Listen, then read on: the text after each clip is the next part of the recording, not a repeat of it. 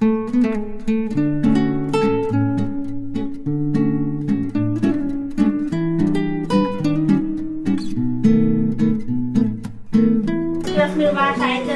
करत जा, मोबाईल कमी पहा.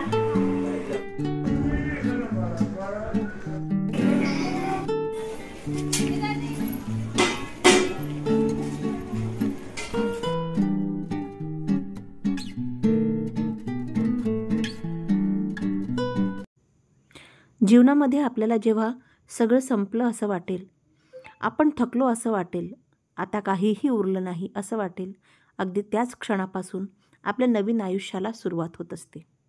त्यामुळे न खचता न हरता आपल्या नवीन आयुष्याकडे वाटचाल करायला हवी. नमस्कार सगळ्यांना. श्री स्वामी समर्थ. श्री स्वामी समर्थ. जय जय स्वामी समर्थ. घर, जॉब आणि अध्यात्म या आपल्या सगळ्यांच्या मराठी यूट्यूब चॅनलमध्ये मी सगळ्यांचं स्वागत करते. आणि आज तुम्हाला एका खूप छान म्हणजे आमच्या जिल्ह्यातील बुलढाणा जिल्ह्यातील देऊळगाव तालुका येथील प्रति बालाजी म्हणजे तिरुपती बालाजींचं प्रतिरूप असलेलं बालाजी महाराजांचं दर्शन या व्हिडिओच्या द्वारे आपणापर्यंत मी पोहोचवते आहे. देऊळगाव राजाचे बालाजी महाराज म्हणजे साक्षात तिरुपती बालाजी महाराजांचं प्रतिरूप आहे असं मानतात. आणि दसरा झाल्यानंतर जी चतुर्थी येते त्या चतुर्थीला असं पौराणिक कथा आहे की हे जे बालाजी आहेत तर तिरुपतीचे ते बालाजी ह्या देऊळगाव राजाच्या त्यांचं जे रूप आहे बालाजीचं त्यांना येथे भेटायला. आणि इथे जवळच एक नदी आहे, त्या नदीजवळ हे दोघंही बालाजींची भेट होते अशी पौराणिक कथा सांगितली जाते. आणि यामुळे याच कालावधीमध्ये देऊळगाव राजाच्या बालाजी महाराजांचा खूप मोठा यात्रोत्सव येथे असतो. बघा, हा मंदिराचा परिसर होता आणि हा आहे मंदिराचा आतला संपूर्ण गाभारा. बालाजी महाराजांचं दर्शन घेऊन जी धन्यता मनाला मिळते ना ती इतर कुठेही मिळत नाही. बालाजी महाराज हे तुम्हाला आता मी पुढे व्हिडिओमध्ये दाखवणार आहे. यांची मूर्ती दाखवते. एक छान असा हिरव्या रंगाचा असा जो हिरा आहे तो त्यांच्या मस्तकावर धारण केलेला आहे बघा. आणि छान अशी साक्षात प्रकट होईल. आता आपल्याला जणू काही देव येऊन साक्षात प्रकट होऊन बोलतील असंच या मूर्तीचं सौंदर्य या बालाजी महाराजांच्या मंदिरामध्ये आहे बघा. संपूर्ण चांदीचं कोरीव काम केलेलं हे जे मंदिर आहे आणि यावर चांदीच्या पत्र्यावर छान नक्षी केलेले आहे. आणि हा आहे संपूर्ण मंदिरातला सभामंडप ज्यामध्ये विविध मूर्ती दाखवत आहेत. आणि शेषशाही भगवान नारायणांचे शेषशाही भगवान नारायणाच्या अविरत सेवेत असणाऱ्या महालक्ष्मी माता हे देखील यामध्ये दाखवलेले आहेत. देऊळगाव राजाच्या बालाजी महाराजांचं दर्शन घेऊन देऊळगाव राजापासून समोर 26 ते 27 किलोमीटर अंतरावर वसलेलं आहे राजुरेश्वर गणपती महाराजांचं मंदिर, जे लघु अष्टविनायक आपल्या संपूर्ण महाराष्ट्रामध्ये आहे. त्या संपूर्ण महाराष्ट्रामध्ये वसलेल्या लघु अष्टविनायकांपैकी एक असलेले राजुरेश्वर गणपती हे देवस्थान देऊळगाव राजापासून 26 ते 27 किलोमीटर अंतरावर म्हणजे जालन्याच्या जवळपास आहे राजूर हे ठिकाण. आणि या ठिकाणी एका टेकडीवर स्वयंभू राजुरेश्वर गणपती महाराजांची मूर्ती अवतरित झालेली आहे आणि साक्षात जागृत असं हे मंदिर आहे. प्रत्येक चतुर्थीला या मंदिरामध्ये भाविकांची खूप गर्दी असते आणि साक्षात तिथे दर्शन घेणं देखील चतुर्थीच्या दिवशी कठीण झालेले असते. हे बघा, हा आहे मंदिराच्या बाहेरचा परिसर. खूप छान प्रकारची दुकाने आणि फुलांची दुकाने वगैरे आहे. आणि हा आहे मंदिरामध्ये प्रवेश करण्याचा परिसर. पाय धुण्यासाठी असे छान छोटे छोटे तळे केलेले आहेत. आम्ही आज गेलो तर तिथे पाणी नव्हतं, पण बघा श्री क्षेत्र राजुरेश्वरांच्या दर्शनाला आम्ही आलेलो आहे. आणि हा आहे मंदिराचा परिसर. तुम्हाला आता संपूर्ण मंदिराचं दर्शन घडते आणि गणपती बाप्पांचं पण दर्शन घडते. तर ज्यावेळेस आपण सभामंडपामध्ये प्रवेश करतो तर स्वच्छता इथे इतकी पाहायला मिळते. साक्षात ज्या पद्धतीने शेगावमध्ये आपल्याला स्वच्छता पाहायला मिळते तशीच स्वच्छता राजुरेश्वर गणपतीच्या मंदिरात देखील पाहायला मिळते. आणि बघा ह्या प्रवेशद्वाराचं वैशिष्ट्य असं आहे की यामध्ये एक यंत्राकृती आकृती कोरलेली आहे आणि ज्यावेळेस आपण इथे प्रवेश करतो तर साक्षात असं वाटतं आपल्याला की आपण खरोखर आपण स्वर्गात तर आलो नाही आहेत.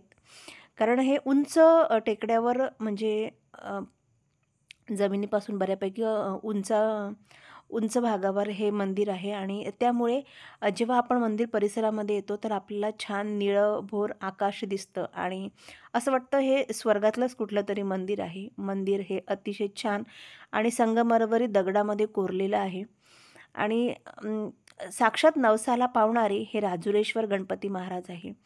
खूप लांबून येथे भाविकांची गर्दी होत असते आणि असं म्हणतात की या गणपती बाप्पांजवळ जो कोणी येईल तो रिकाम्या हाताने कधीही परत जात नाही.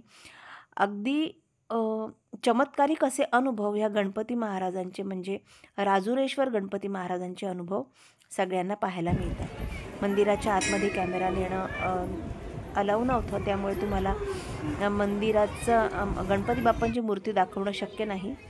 शेकडो वर्ष जुने आणि पुरातन असलेले हे मंदिर अतिशय प्राचीन मंदिर आहे आणि ह्या इथल्या हे जे गणपती बाप्पा आहे हे आदी स्वयंभू गणपती बाप्पांची मूर्ती आहे.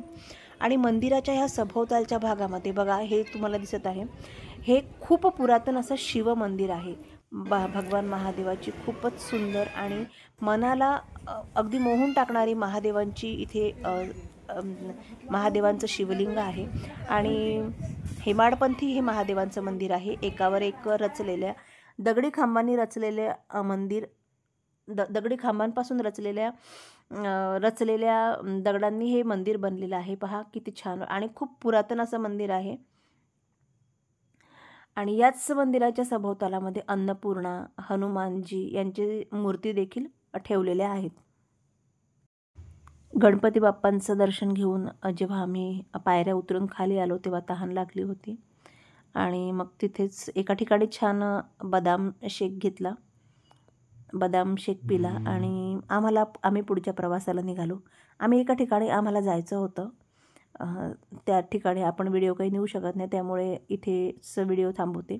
आणि संध्याकाळी घरी गेल्यानंतर पुढे बहिणीला देखील तिच्या घरी परत जायचं होतं. तिला तिच्या घरी परत जायची ओढ पण लागलेली होती.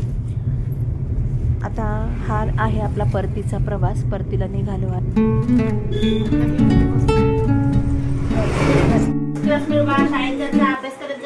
तिकडून घरी परत आल्यानंतर हातपाय धुतले, जेवण वगैरे केलं आणि कपडे बदलून ती देखील तिच्या घरी तिला संध्याकाळी म्हणजे दिवस माळवायच्या आत परत जायचं होतं. त्यामुळे ते निघाले होते. इथे लेकरं आशीर्वाद घेत होते मावशीचे. माझ्या लेकरांनी तिचा आशीर्वाद घेतला, तिच्या लेकरांनी मला नमस्कार केला. बाय भाऊ. मावशी निघणार म्हणून सगळ्यांना थोडं वाईट वाटत होतं आणि या लेकरांना देखील इथून जायचं म्हणून थोडं नाराज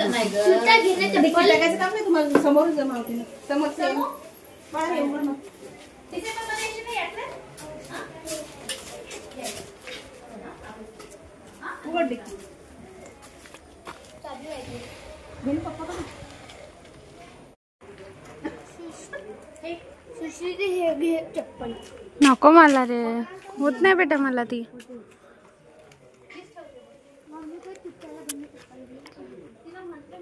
नाही होत ग मावशी मला.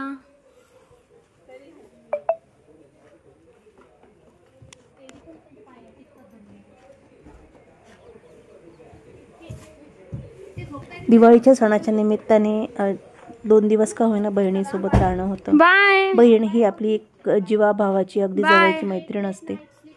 मैत्रिणीमध्ये तरी थोडं आपण अंतर करू शकतो पण बहिणीमध्ये अंतर नसतं. बहीण आणि मैत्रीण हे दोन्ही नाते आपल्याला एकाच व्यक्तीमध्ये अनुभवायला मिळते आणि माझा असा अनुभव आहे की आणि मला असं वाटतं की प्रत्येक 2 बहिणींमध्ये हे नातं असतं.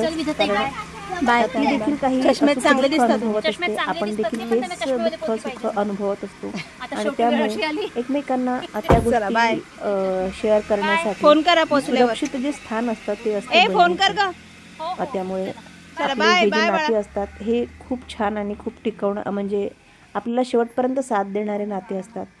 ती आता तिच्या घराकडे चालली होती, पण सकाळपासूनच त्यामुळे ती जाणार होती म्हणून मन जरा उदास होतं.